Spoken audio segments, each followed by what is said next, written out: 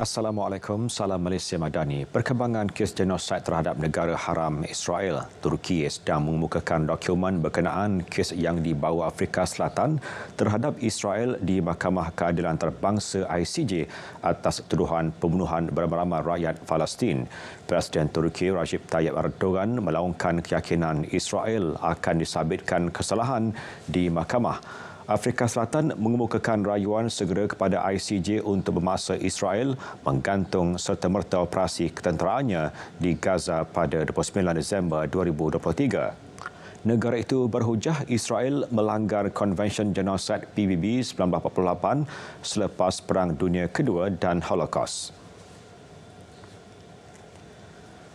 Menteri Kehakiman Afrika Selatan Ronald Lamola menegaskan bahawa Israel gagal untuk mematahkan tuduhan bahawa rejim itu melakukan jenayah pembunuhan beramai-ramai terhadap rakyat Palestin di Gaza. Afrika Selatan yang memfailkan tindakan undang-undang di Mahkamah Keadilan Antarabangsa ICJ meminta hakim untuk mengenakan tindakan kecemasan, memerintahkan Israel menghentikan segera tindakan ketenteraan di Semenanjung Gaza.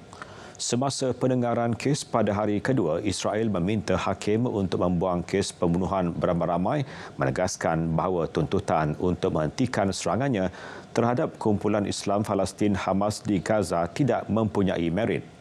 Afrika Selatan mengekalkan dakwaannya bahawa Israel bertindak melanggar Konvensyen Genosid. Ramola berkata, mempertahankan diri bukanlah jawapan kepada genosid. Perbicaraan terhadap kes genosid rejim Zionis di Mahkamah Keadilan Antarabangsa beri sinar harapan untuk tamatkan bencana kemanusiaan. NGO Hak Asasi Manusia Amnesty International tegaskan siasatan ICJ itu penting bagi melindungi nyawa rakyat Palestin, sekaligus buka jalan untuk tuntut keadilan dan pampasan kepada bangsa. Tentera Amerika Syarikat dan sekutunya Britain menyasarkan hampir 30 tapak penggunaan dron, peluru berpandu dan infrastruktur radar yang digunakan pemberontak Houthi Yaman untuk menyerang perkapalan antarabangsa di Laut Merah. Namun, serangan berkenaan tidak akan segera menamatkan ancaman mereka. Amerika Syarikat masih mempunyai pilihan ketenteraan tambahan jika operasi diteruskan. Namun, kempen serangan udara berterusan di Yaman meningkatkan pertembungan konflik dengan Iran, perkara yang ingin dielakkan Washington.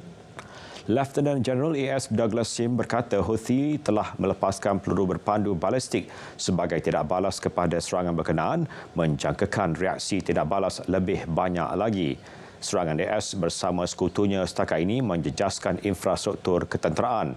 Tetapi ia boleh beralih kepada menyasarkan kepimpinan tentera Houthi jika ancaman terhadap perkapalan masih berterusan.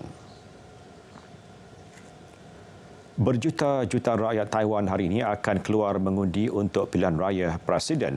Pengundian bermula pada 8 pagi di hampir 18,000 pusat mengundi dengan hampir 20 juta layak membuang undi. Peratusan keluar mengundi pada pilihan raya lalu pada 2020 hampir 75%, tetapi penganalisis beramalkan jumlah yang lebih rendah kali ini. Keputusan dijangka diketahui pada sebelah petang Sabtu. Semasa sesi berkempen, Lai Ching-te dari Parti Progresif Demokratik DPP menyatakan dia memperjuangkan identiti Taiwan dan menolak tuntutan wilayah China. Selain berusaha mempertahankan pentadbiran bagi penggal ketiga partinya, beliau berdepan dua lawan iaitu Hu Yue daripada Parti Pembangkang Terbesar Taiwan Kuomintang KMT dan bekas Datuk Bandar Taipei Ko Wen-je dari Parti Rakyat Taiwan TPP. Dunia 10 berakhir di sini. Dari sungai ke segara, Palestin pasti merdeka. Malaysia Madani tekad paduan penuhi harapan.